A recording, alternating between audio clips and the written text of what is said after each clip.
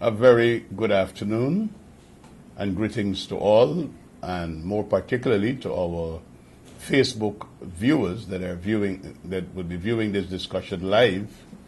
I am here with my colleague, Madam Gail Teixeira, the Opposition Chief Whip, and to report to you that Madam Gail Teixeira, our presidential candidate, Irfan Ali, former Attorney General Mohabir Anil Nandalal, and myself, Bishop Juan Edgil, we accompanied Leader of the Opposition, Dr. Barry Jagdeo, to the high-level talks with the President and his delegation today.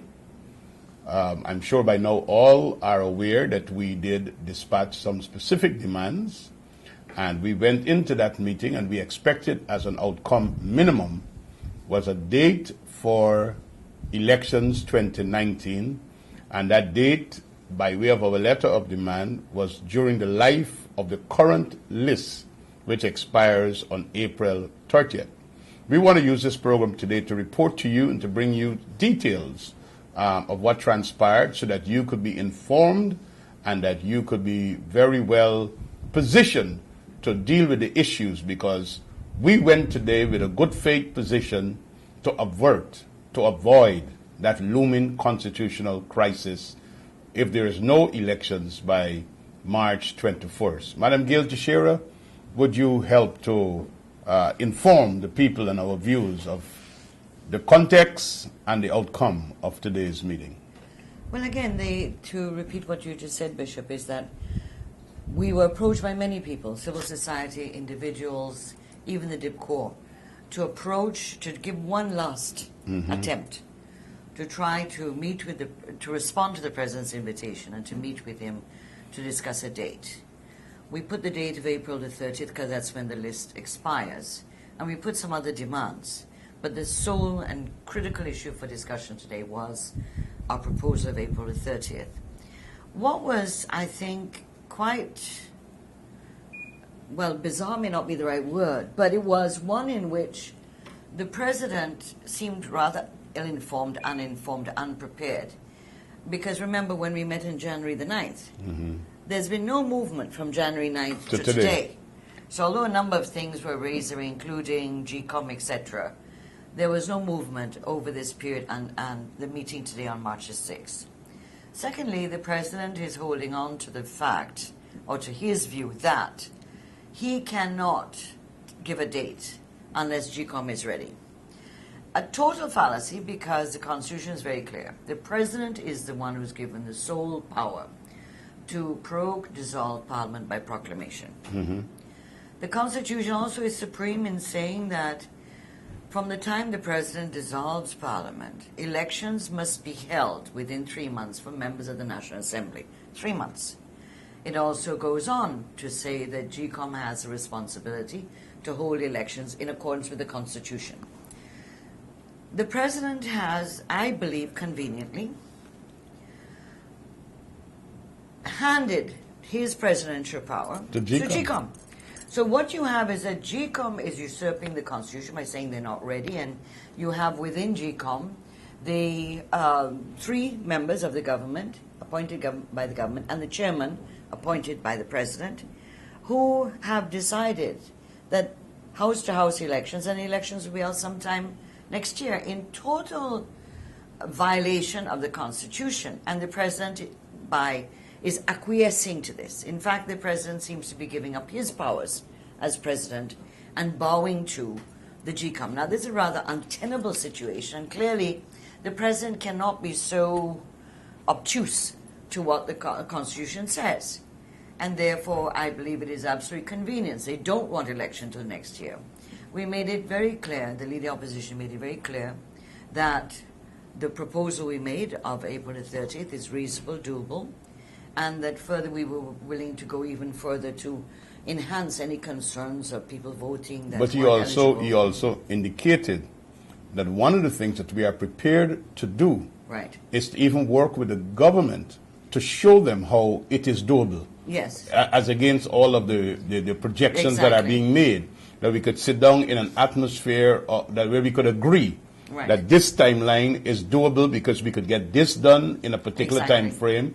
Everything He has even reiterated and made suggestions of how the training for the polling day staff Exactly. could be expedited, how we could have enhanced scrutiny of those elections, even though it is being held in a shorter time frame. But, you know, Comrade Gale, I think even our viewers and those who are listening, it might be useful for us to rehash this whole thing about the important role of the GCOM chairmanship. Because even in January when we met, the president said, we're going to go ahead with obeying the Constitution, Right. but let us talk about GCOM's readiness. Right. So GCOM, with 3 government-appointed commissioners and a chairman that has been unilaterally appointed by the president, which makes it 4-3, Yeah. and not 3-3, an independent chairman. Right. And the leader of the opposition today made it very clear that of the politicization of GCOM, it is a political entity and not a Yeah. technical entity, Right. where we have politicians there, right down to the chairman, who is taking political direction. Right. And it is clear that the political direction is no elections at this time. The government is buying time. Yes. So this excuse about GCOM's readiness, and it would be useful for us to discuss for the viewers how this issue of GCOM's readiness was handled from our side and what were the points the leader of the opposition made about. Because when if GCOM is not ready in 2020, then we don't have elections in 2020. Well, that's the point And- that Mr. Jagger said. You know, and the president said a number of times, well, it might take them 3, 6, 9 months and stuff like that. He was very careful not to go beyond 9 months. Mm-hmm. However, the leading opposition said, are you saying to us that, one, how is it that GCOM is above the Constitution when it's a creature of the Constitution? And in fact, the president has the powers to dissolve and call election, not GCOM. And the GCOM has to abide. Secondly is that, you know, he brought up the argument, remember, about finances, which we debunked in the meeting. But the leading opposition pointed out to them that, you know, GCOM is taking the government-appointed people and the chairman are taking political instructions. And he specifically said Congress Place, because what they're saying is being mirrored by the Congress Place, you know, so that what the president tried to do at one time in the meeting is say, well, let's jointly meet with GCOM. Because the president feigned, I believe feigned, that's my view, feigned knowledge of what was the framework that GCOM was dealing with. He pretended he didn't know, he doesn't know what the framework is.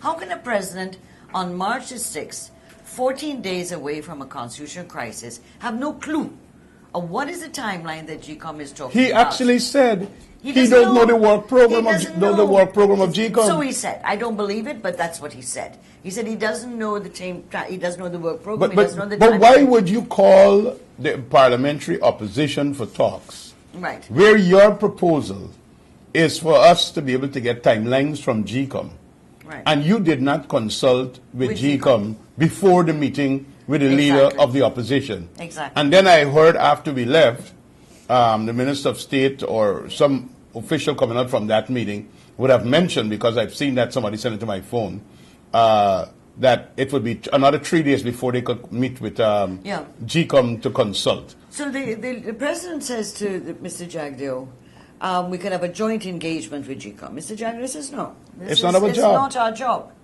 That we have made it very clear that our 2/3 support and the convening of Parliament and giving our 2/3 support must be within the timeline, a reasonable timeline, and we believe we've offered a reasonable timeline. Mr. Granger, apparently I hear, is trying to say there have been some agreements. In the meeting, Mr. Granger pointed out that he will now go and meet with GCOM. And ask at the time to do so. So January 9th meeting with Granger, the 2 chief whips were sent to the GCOM. We met on January 26th.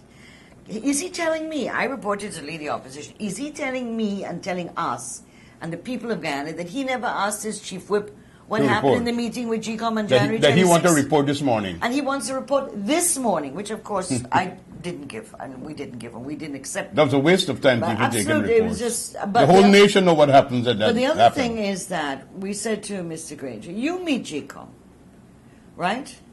You look at their time frames, and when you finish that, we're willing to come back and look at a date, right?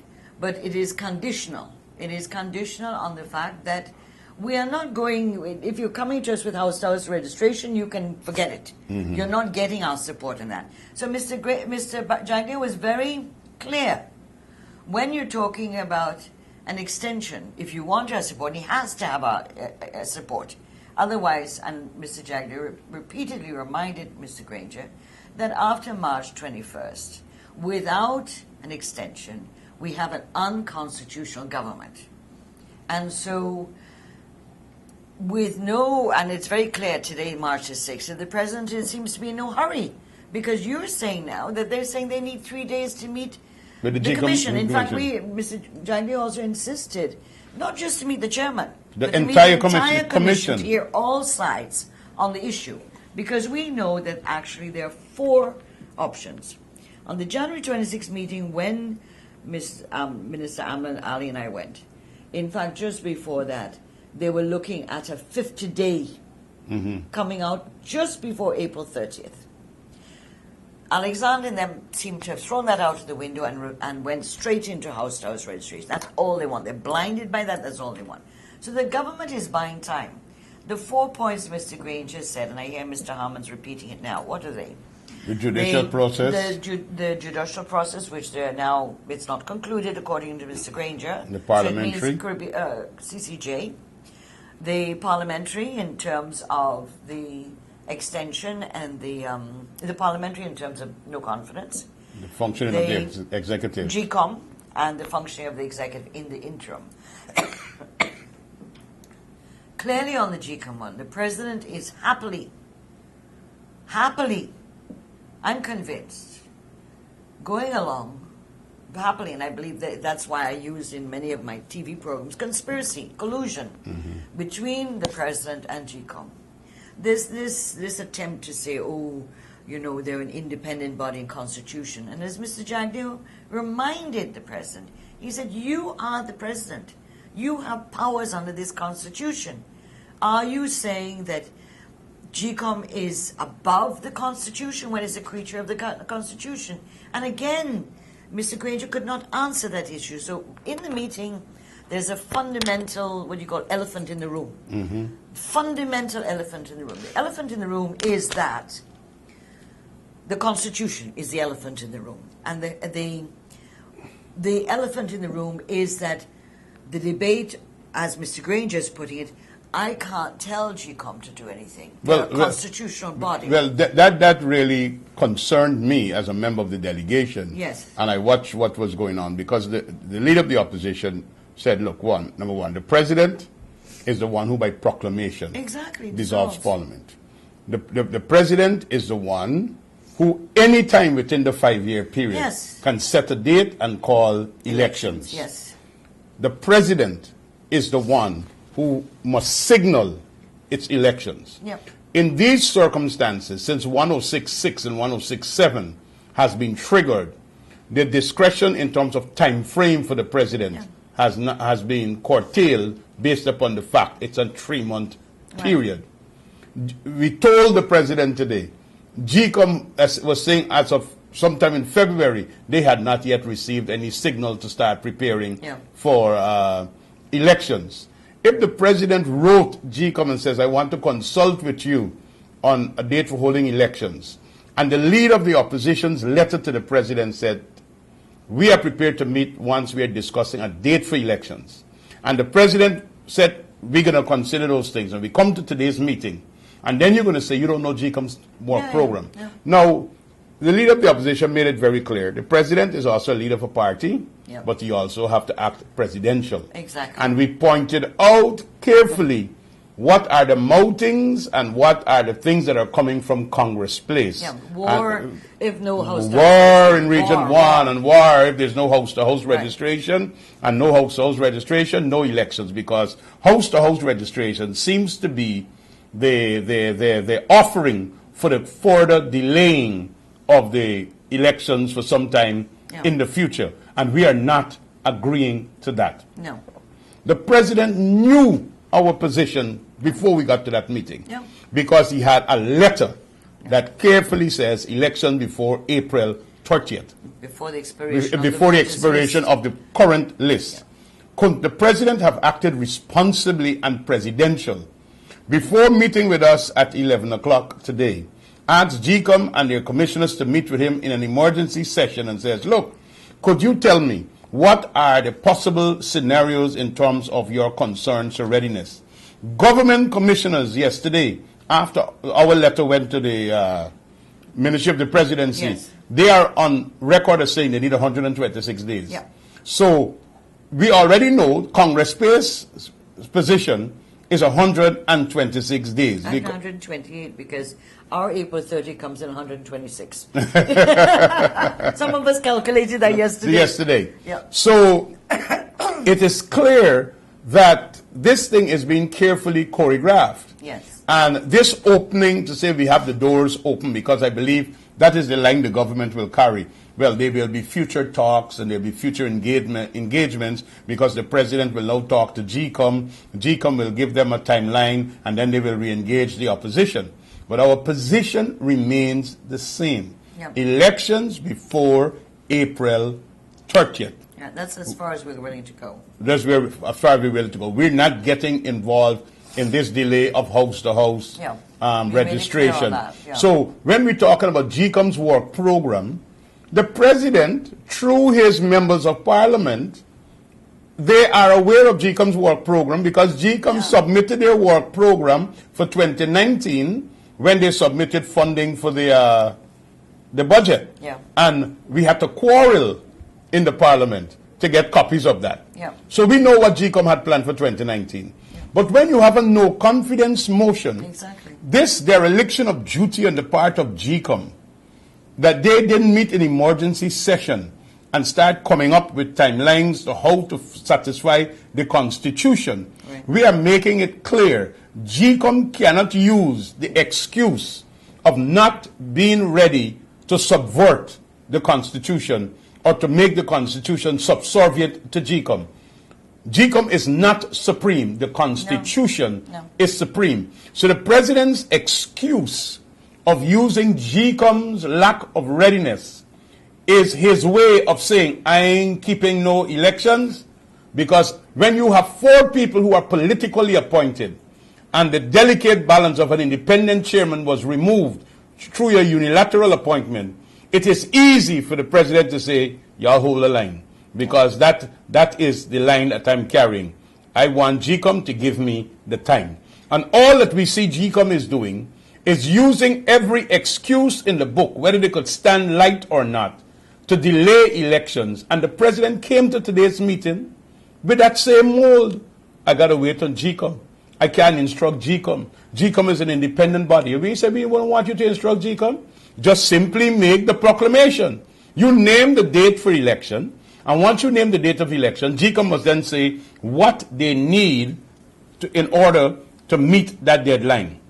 Right. Whether you need to have more money because we have to have enhanced scrutiny, whether we need to waive tender procedures to ensure that you don't have to go through the long tendering process on the sole source. Anyhow, they have done that before, to the annoyance, of course, of the Auditor General, but there could be some reprieve in this period because of a constitutional crisis. We could get the notice out to all parties and elections could be held in 50 days, and we still have a 50-day window between now and April 30th. Yeah. And that was highlighted in today's meeting. But what is the position that we're walking out with? Well, I don't know GCOM's work program. I can't imagine, Comrade Yale, that the president of this country, with a looming constitutional crisis, with the international community making statements, with the business community making statements, with civil society pronouncing and nodding and pushing, that he will come to a high-level talk and says, I don't know GCOM's work program. I have to talk to GCOM. Wait on GCOM. And you know, GCOM is not a place where you could get information from very readily. Because when yourself and Comrade Ali approach the chief elections officer to get an update, he has to wait until the chairman comes out from sick leave. Right. And then when the chairman comes out from sick leave, you had to give a couple of days before you could have that meeting. And then that meeting was ended abruptly because too much information was being requested from you. Yeah. And then we have The question I asked the chairman, which made him stand up and walk out, is that was GCOM prepared to throw this country into constitutional crisis based on no action? And how was it going to address the constitutional requirements? At that point, Mr. Chairman stood up and said the meeting is over, the mandate is finished, and he walked out of the meeting. So because there was this thing with the same Alexander and them talking about house to house, and our people talking about it could be done within March 21st or soonest thereafter. The point I want to add to the discussion is this. The president, either I think, believes that the people of this country are stupid, you know, or he's in some other world. The president doesn't seem to recognize a couple things. One is that it's March the 6th, March the 21st, with no extension. The government is unconstitutional. The president remains, yes, but the government is unconstitutional. He seems to be unperturbed by that. He seems to be unflummoxed. There is no urgency. He's quite calm and seems to think, as usual, business as usual. The second thing, that the president seems to believe that this line that he has to wait on GCOM is believable. It's absolutely not believable.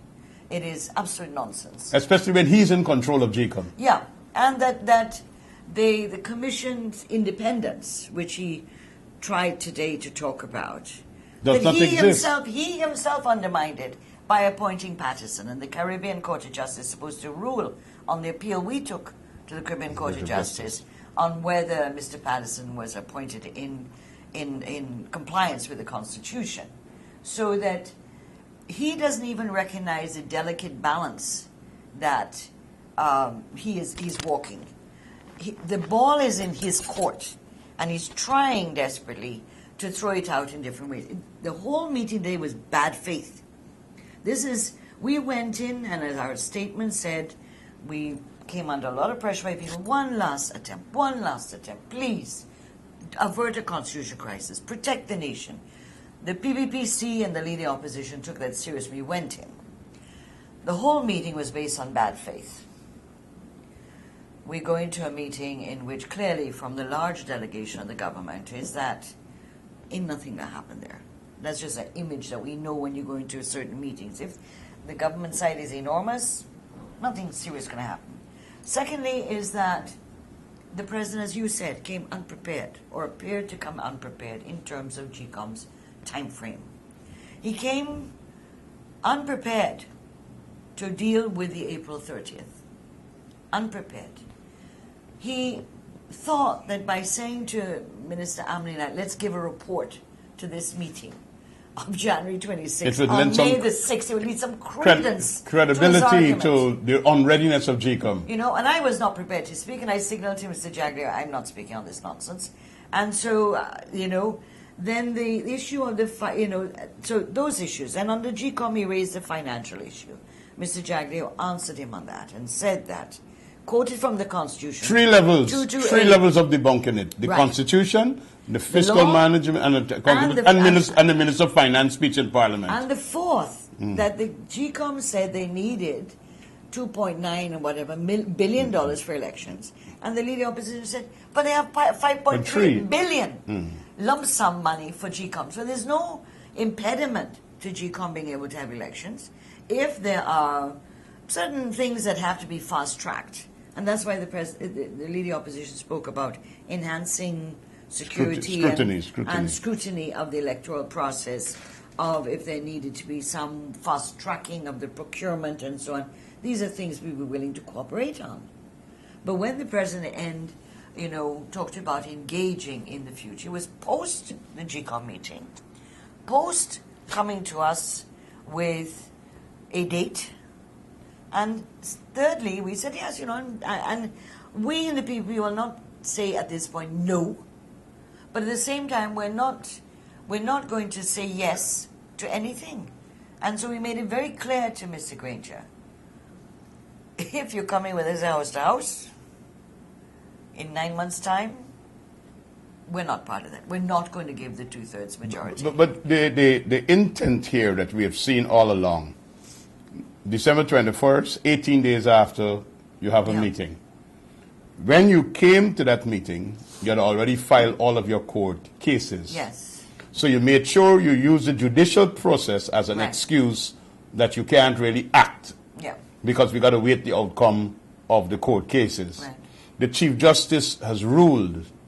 You went to the appeal court. You applied for a stay. The stay was not granted. You need 11 days to submit your documents. So they have decided they haven't gotten the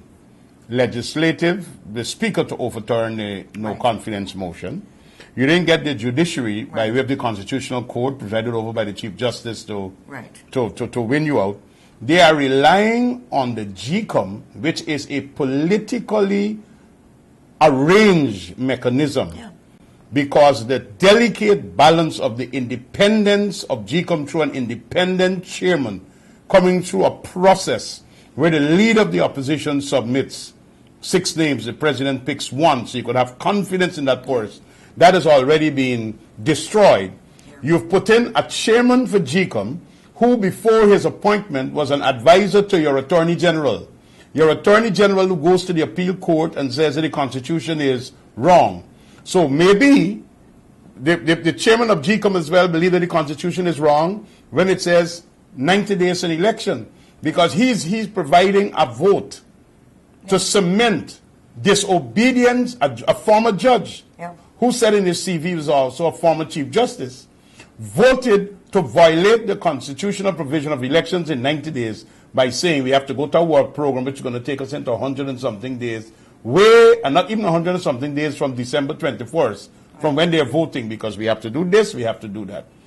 And the president seems to be comfortable because he can't win in the legislature, he can't win in the courts. So let me have a politically stacked apparatus called GCOM that I can use as my scapegoat, as my smoke screen, and as my excuse to say to the whole world, well, I am prepared to have elections, but I can't force GCOM. GCOM is independent.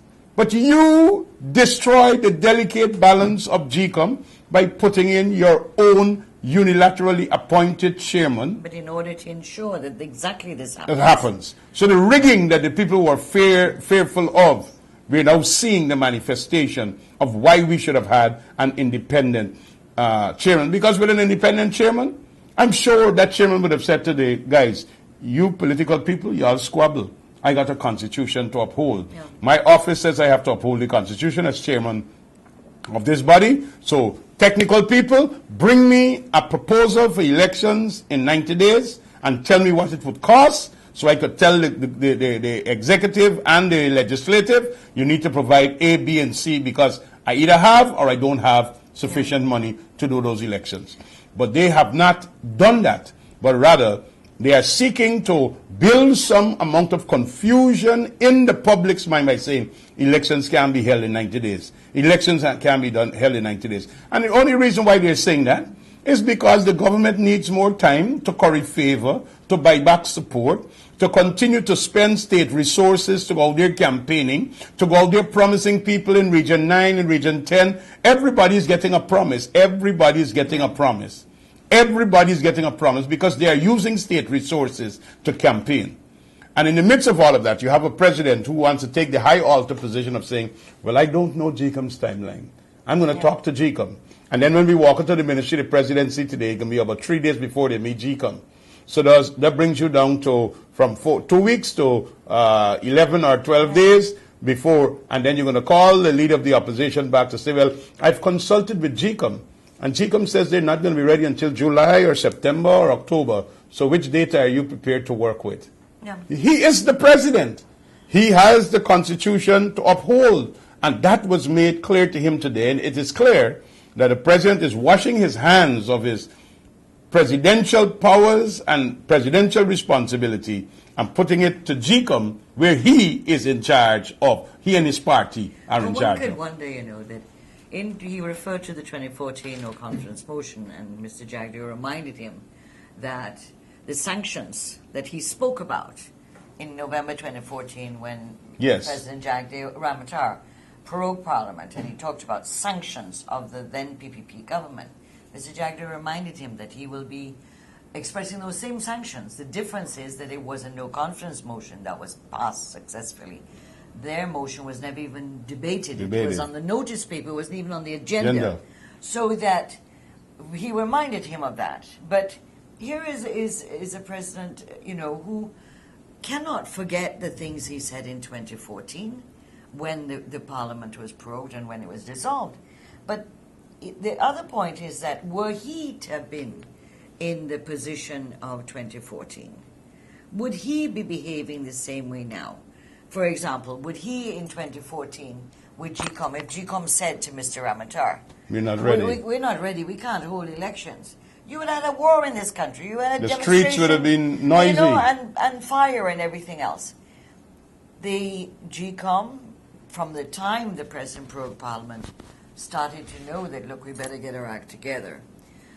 When Mr. Ramatar announced on January the 24th that the elections will be held on May the 11th, and then in February he actually dissolved the Parliament, dissolved the 10 regional democratic councils. There were approximately almost 71 days between the dissolution, which is what is required, to the election date, which is less than the 90 days, 3 months, which the Constitution requires under normal conditions.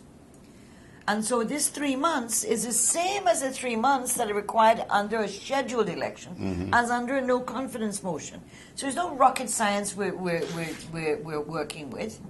The Constitution makes it 3 months. And so from the night of December 21st, clearly GCOM had to know it put itself in preparedness. And our proposal of going to April the 30th would have taken GCOM to 126 days, not 90 days. Mr. Alexander now points out they need 128 days. But from December 21st to April 30th is 126 days, which we were coming in even below the timeline that Mr. Alexander and them were talking about. And one wonders, that when I think about today's meeting, I mean, we went in with some misgivings, but, we always have hope. We always hope that when a country, particularly in our position, is facing a constitutional crisis, that the president, whoever he may be, would recognize the danger to the nation, to its people. And therefore, even if the hope was a little bit, there was hope. And so we went in with some, optimism, let's put it that way, although being realist. What is shocking is that the president, despite his politeness and stuff like that, hardcore bad faith. They came, they told us they're going to meet us. We said we're not going to meet them, and then we said, okay, we'll come meet you. It was bad faith. He wanted a PR activity. He wanted the photo shots. He wanted to be able to go outside later and say, you see, my hands are tied. It's GCOM, it's GCOM. This is Pontius Pilate. Excuse me, I'm not a religious person, but the Pontius Pilate thing. Wash my hands and pass it over. To GCOM. Pass over to GCOM. GCOM is the problem now. And so the contradictions and the violation of the Constitution is stupendous. But that we went in, there's bad faith. Bad faith. Let us, as you go back to the point you made earlier, he suddenly realized, in his briefing notes, having come from Cuba, that I'm not properly prepared. How can I talk about April 30 if I don't have an idea what GCOM can and cannot do? All it had to be done is to say to the leading opposition, 2 hours, switch it back. Could we have a postponement today or tomorrow morning? It's all right. I've been away. I need to just get certain information to be able to respond to you in a reasonable manner, in the interest of the nation. Nothing.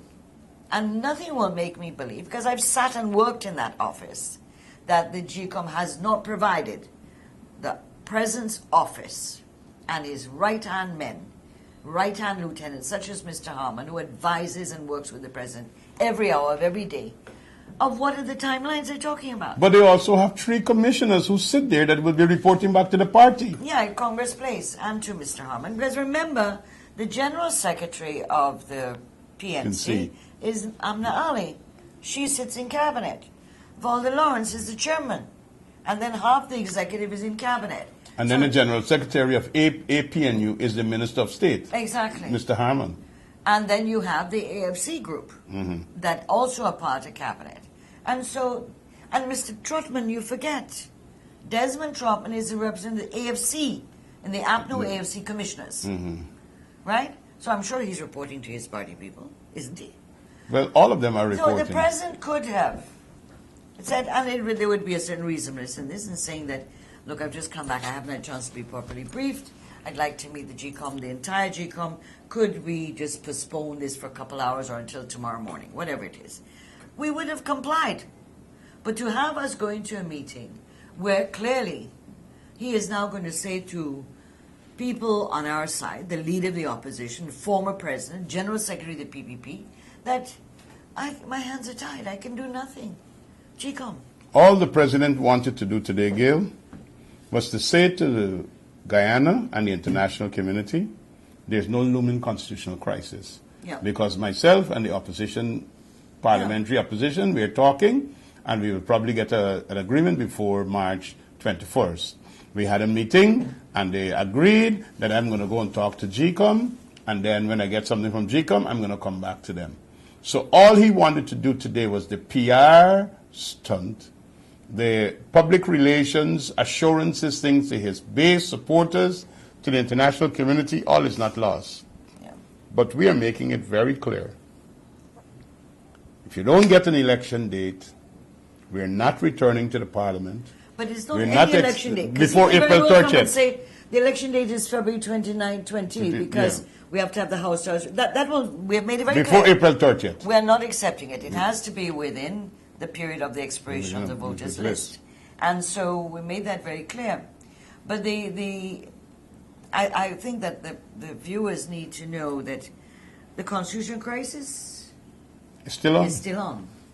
The time is, what do you call it? The clock is ticking. Clock is ticking. Time is going. It is March the 6th. And therefore the government appears to have no haste, no trepidation, no conscience in terms of moving us on the precipice of March 21st. And that there has been no agreement in this meeting. So agreeing to meet in the future sometime is not an agreement. It is a usual... But yeah, if I was the president and we have a constitutional crisis coming, I would have even said to the leader of the opposition, why don't we adjourn? Give me 24 hours, 48 hours Absolutely. to consult with GCOM, and we reconvene in 48 hours and Absolutely. we continue. But not even such a statesman approach of keeping this thing within a timeline of some urgency. That's So why I said what? it's bad faith. So what we're going to have going between now and the rest of this week is the PNC-controlled GCOM commissioners and their chairman trying to justify publicly why elections can be held before April 30th, using all the spurious arguments. And then they're going to take those same arguments to a meeting with President Grange. And he says, well, you see what GCOM told me, I can't instruct GCOM because it's a constitutional body. Well, you know what? The president must come out and tell the people of Guyana, if as president, he will allow any constitutional body to violate the Constitution, and he sits and does nothing. His powers. And to usurp his powers. His powers as president. So in other words, he's a lame duck. Yeah. Or he's conveniently a lame duck because GCOM's agenda and the APNU AFC agenda is the same. They're on the same path. They want to stay in government as long as possible, and therefore GCOM has now become part of the complicity of GCOM is extraordinarily convenient, while at the same time they're keeping their hopes in the judicial process that will say that the motion was invalid and therefore they can then return. So they're buying time all the time. But the country is going towards a crisis on March 21st. But if the president and his government knows that the only way that there can be an extension to the life of this government is to get the agreement of the parliamentary opposition for the 2/3 required, why is it that they're behaving in this carefree, lackadaisical manner? Because my personal view is that obviously, other than being reckless and irresponsible, is that fundamentally the PNC is living up to its old image, and therefore we are heading towards a dictatorship. But we will not accept No, we will not. that kind of a dictatorship in this country. The unconstitutionality of the government, that we have to not only talk to our own people and people understand it, but also we need to have voices overseas. Guyanese in the diaspora need to go to their members of parliament, write their members of parliament, their congressmen, their senators, their constituent senators, write them and say, this is what is going on in Guyana. This was an emerging democracy and it is now going right back. And that the pressures have to be brought. Mr. Pompeo in the United States, we have to bring it to the British Parliament, the Canadian Parliament, the European Union, the European Commission, and also our CARICOM and Organization of American States. And the members of the diplomatic corps because here. If this happens, the last point before we end is that March 21st comes and there is no extension. We are an unconstitutional government. Guyana has fallen like a huge brick from the fold of the democratic nations of the world. We're no longer in the embrace of those countries. We are now, as Mr. Granger said in pariah 2014, state. He said Guyana will become a pariah state. It will be sanctioned. And this was under the prorogation by Mr. Ramatar. So Mr. Granger must eat his own words. This is what will happen after March 21st. And there's no extension. And he knows, and he's playing the fool in the sense that, well, he knows he can do nothing unless he gets a two-thirds majority. Does he believe that he can take this country right through the edge and then force the opposition to take any date that he wants? So he'll come to us and say, well, GCOM says they can't do it in February, March. Why is he got to do this? And say to the opposition, you got to eat crow. Despite a no-confidence motion, you have to come into Parliament and give the two-thirds. That's not going to work. They would like to forget that there was a no-confidence motion. Because even in today's discussion, the President never once referred to the no-confidence motion. It's like a crow in his throat. They can't talk about the no-confidence motion. So they don't even want to acknowledge Articles 106.6 and 7. They would like to see that maybe the opposition is asking for early elections. Like if, they're doing us a favor to have early elections. This is not a concession that the government is giving to have early elections. The Constitution mandates elections within 90 days on the successful passage of the no-confidence motion. And the Chief Justice ruled exactly that. Yes. And as I've given on another program I did, was that a person is charged with murder, go to court, sentenced, have a right to appeal the decision of the court. But the individual remains in prison, and he has to appeal. Yep. The Chief Justice ruling stands until it is overridden or thrown out by a court of superior jurisdiction. But until that happens, her ruling stands. And therefore, we are in and on the edge of a constitutional crisis. They are hoping, I believe, that the High Court will overturn her ruling. We have to see, but I don't know if they'll finish before March the 21st. I'm not very familiar with the timing in the courts. But we went in today. Last night I did a program, and you did a program as well. My program, I had a live call-in segment. Some people said, don't go. Some people said we're doing them a favor by going. Right. Some people says, be responsible and let's see what comes out of it. But when I closed that program, I said, I hope all the people, the civil society actors, the diplomatic corps, the NGO forum, and all the people who have been urging us to behave in a statesmanlike manner, when we go in there and we continue to find this APNU plus AFC government with bad faith, they will not sit down and be silent, but they will put the condemnation where it belongs. And that is squarely at the feet of President Granger and the APNU AFC government, who is unwilling to uphold the Constitution and put elections in keeping with Articles 106.6 and 106.7. So I think this is a good place for us to close. If there's any final comments you want to make. I agree with your summation then, absolutely.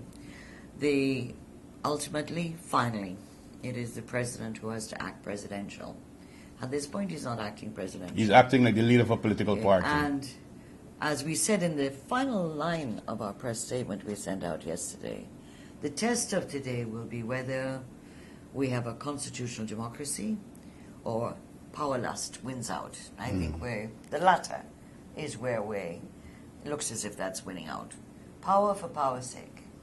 Mr. Granger and his cabinet wants to stay in power in total violation of the Constitution. So thank you very much, and thank you, Bishop. Let me just say thanks to all of our Facebook viewers that view this program live and will view it after it is placed on the site. And to let you know that as a parliamentary opposition, the PPPC, we are committed to keeping you updated to ensure that you have all the necessary information.